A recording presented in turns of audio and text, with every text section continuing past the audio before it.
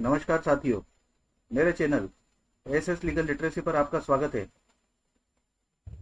हमारे द्वारा आज सिविल प्रोसीजर कोड के 15 ऑब्जेक्टिव क्वेश्चंस आपके समक्ष प्रस्तुत किए जा रहे हैं, जिनके उक्त प्रश्न बहुत ही परीक्षा उपयोगी है, जिन्हें हम एक एक करके डिस्कस करेंगे। पहला प्रश्न, अन्वयिक पूर्व न्याय का सिद्धांत उपबंधित किया गया है। हमें यह बताना है कि यह अन्वयिक पूर्व न्याय का सिद्धांत कहां पर उपबंधित किया गया है, जिसके संबंध में आपके समक्ष 4 ऑप्शन दिए गए हैं। अन्वयिक पूर्व न्याय जो कि कंस्ट्रक्टिव रेस जुडिकेटा होता है, और कंस्ट्रक्टिव रेस जुडिकेटा के बारे में प्रावधान धारा 11 के स्पष्टीकरण 4 में दिया गया है। इसलिए इस प्रश्न का उत्तर धारा 11 के स्पष्टीकरण 4 स है। अगला प्रश्न, धारा 32 प्रस्तावित करती है कि न्यायालय किसी ऐसे व्यक्ति को जिसका नाम धारा 30 के अधीन समन निकाला गया है, हाजिर होने के लिए विवश कर सकेगा। उस प्रयोजन के लिए जुर्माना अधिरोपित कर सकेगा। अर्थदंड की राशि अधिक नहीं होगी। तो धारा 30 में समन एवं किसी दस्तावेज के प्रकटीकरण के संबंध में व्यवस्था की गई है, और यदि उक्त समन के उल्लंघन में कोई कार्य किया जाता है तो उसके संबंध में जो दंड की व्यवस्था की है वह धारा 32 में की गई है। और यहाँ पर धारा 32 में देखते हैं तो अधिकतम दंड जो है वह 5,000 रुपए उसमें बताया गया है। तो प्रश्न क्रमांक 2 का उत्तर ब है, जो कि 5,000 रुपए दंड उसका होना वह सही उत्तर है। अगला प्रश्न, व्यवहार प्रक्रिया संहिता की धारा 11 में अंतर्विष्ट पूर्व न्याय का सिद्धांत निम्नलिखित सूत्र पर आधारित है। अ, नेमो डेबिट लिस वेक्सरी प्रो उनो इडम कोसा। ब, इंटरेस्ट रिपब्लिशिया। और सी, फुनिस लिटम। ये दोनों ही जो सुक्ति दी हुई है, इन दोनों का अर्थ ही है कि एक बार किसी प्रकरण का निराकरण हो जाता है तो किसी व्यक्ति को दोबारा उन्हीं बातों के लिए उसका विचारण नहीं होगा, और राज्य का इंटरेस्ट भी जो है वह विवाद के अंतिम निराकरण से है। इसलिए ये दोनों ही अ और ब दोनों ही सही है, और इसका जो ऑप्शन स दिया हुआ है अ और ब दोनों, वह इसका सही जवाब है।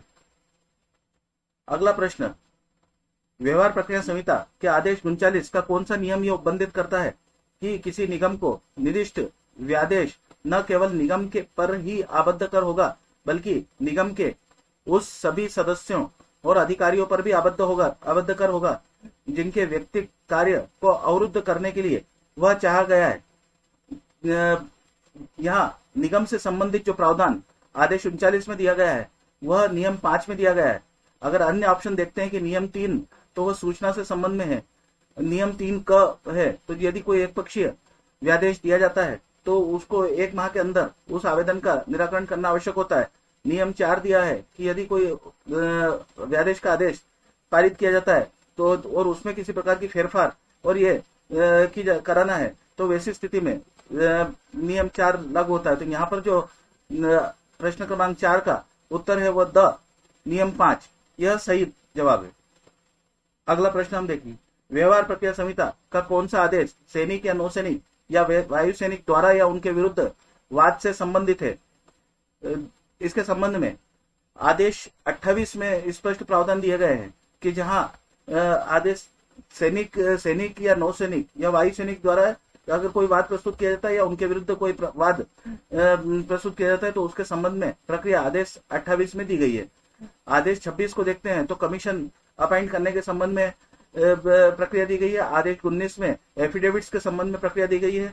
आदेश 27 का देखते हैं तो आदेश 27 का में जो है वह संविधान के निर्वचन से संबंधित प्रक्रिया उसमें दी गई है। अगला प्रश्न देखते हैं, प्रतिवादी से यह अपेक्षित है कि वह उस समन तामील किए जाने की तारीख से 30 दिन के भीतर अपना लिखित कथन प्रस्तुत करे, किंतु यदि वह 30 दिन के उक्त अवधि के भीतर ऐसा करने में असफल रहता है तो उसको किसी ऐसे अन्य दिन जो न्यायालय द्वारा विनिर्दिष्ट किया जाए प्रस्तुत करने के लिए आहूत किया जाएगा, किंतु जिसकी अवधि अधिक नहीं होगी।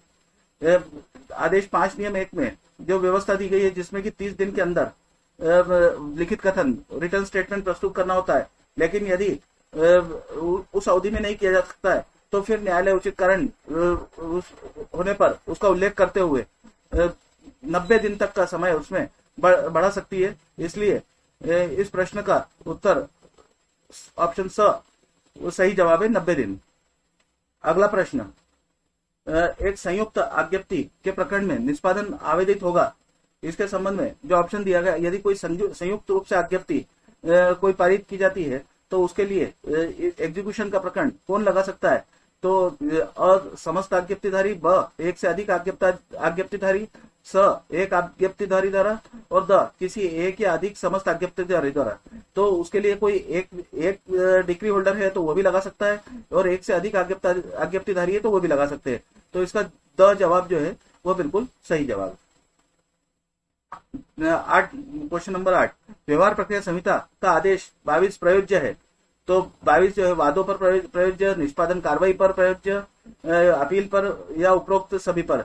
तो इसका जवाब जो है वो ऑप्शन द जो है उसका सही जवाब है कि वादों पर भी है, निष्पादन कार्रवाई पर भी है, अपीलों पर भी है।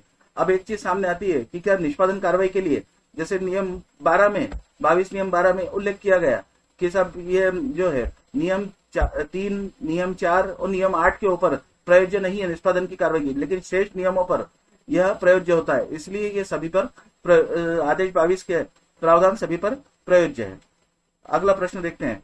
आदेश 17 नियम 1 किसी पक्षकार को प्रदान किए जाने वाले स्थगनों का संख्या को निर्बंधित करता है। यहाँ पर आदेश 17 नियम 1 में प्रावधान किया गया है कि किसी को भी अगर स्थगन के लिए समय दिया जाएगा तो वह अधिकतम 3 बार समय दिया जाएगा। इसलिए इसका जवाब स बिल्कुल सही जवाब है। अगला प्रश्न, आदेश 2 नियम 2 के अंतर्गत अभिभाग का सिद्ध करने के लिए निम्नलिखित में से कौन सी कार्रवाई आवश्यक है? अ पूर्ववाद के निर्णय को प्रदर्शित करना, ब लिखित कथन को अभिलेख पर लाना, स पूर्व आज्ञप्ति को अभिलेख पर लाना, और द पूर्ववाद के वाद पत्रों को प्रदर्शित करना। तो इसके लिए जो आवश्यक चीज है वो इसका ऑप्शन द जो है सही जवाब है, क्योंकि यदि हम ये कहेंगे कि पूर्ववाद में सारी चीजें जो है, जो सारे आधारों को इसको एक ही इसमें शामिल किया जाना चाहिए, पूर्ण क्लेम को एक ही वाद में प्रस्तुत किया जाना चाहिए, तो उसको बताने के लिए हमें पूर्ववाद के वाद पत्र को प्रदर्शित कराया जाना आवश्यक रहता है। अगला प्रश्न 11, आदेश 12 नियम 8 उपबंधित करता है कि दस्तावेज को पेश करने के लिए सूचना निम्नलिखित में से किस प्रारूप में होगी? अ परिशिष्ट ग के प्रारूप संख्या 10, ब परिशिष्ट ग के प्रारूप संख्या 11, स परिशिष्ट ग के प्रारूप संख्या 12, द इनमें से कोई नहीं। आदेश 12 नियम 8 में स्पष्ट रूप से यह प्रावधान किया है कि दस्तावेजों को पेश करने के लिए जो सूचना दी जाएगी वह प्रारूप संख्या 12 के परिशिष्ट ग में दी जाएगी। अर्थात इसका जो उत्तर है वह स वाला जो उत्तर है वह इसका सही उत्तर है। अगला सवाल देखते हैं।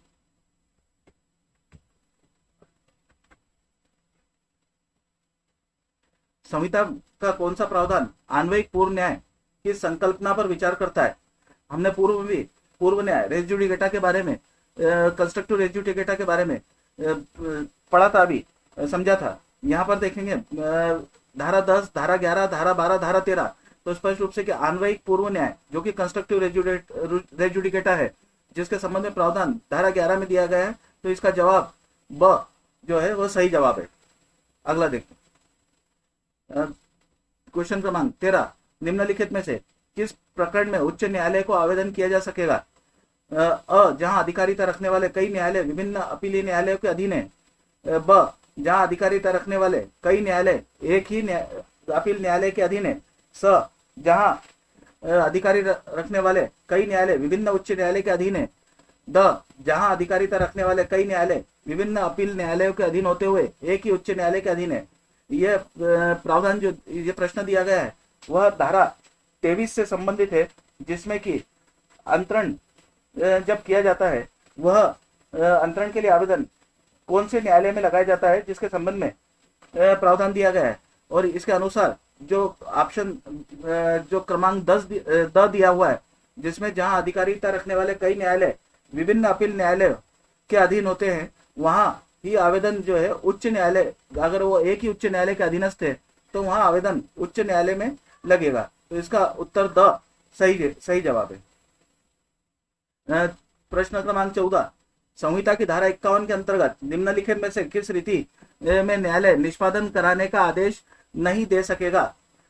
तो यहाँ पर जो धारा 51 में निष्पादन कौन सी रीति से नहीं होगा, तो इसमें अविनिर्दिष्ट रूप से डिकृत किसी संपत्ति के परिधान द्वारा, ब किसी संपत्ति की कुर्की व विक्रय द्वारा, स पक्षकार पर समन के निर्वाह द्वारा और रिसीवर की नियुक्ति द्वारा। तो अ, ब और द तीनों जो रीतियां बताई है, उन रीतियों से निष्पादन कराने के लिए आदेश दिया जा सकता है, लेकिन पक्षकार पर समन के द्वारा निर्वाह करने का आदेश नहीं दिया जाता है। इसलिए 14 का जो स है वह इसका सही जवाब है। पक्षकार पर समन के द्वारा निर्वाह करने, इसके द्वारा जो है न्यायालय निष्पादन करने का आदेश नहीं दे सकता है। अगला प्रश्न, निर्णय टिप्पणी की निम्नलिखित में से कौन सी संपत्ति डिक्री के निष्पादन में कुर्क और विक्रय की जा सकेगी? यह जो प्रावधान है वो धारा 60 व्यवहार प्रक्रिया संहिता में दिए गए हैं और जिसमें बताया गया कि कौन कौन सी संपत्ति कुर्की योग्य होती है और कौन सी नहीं होती है।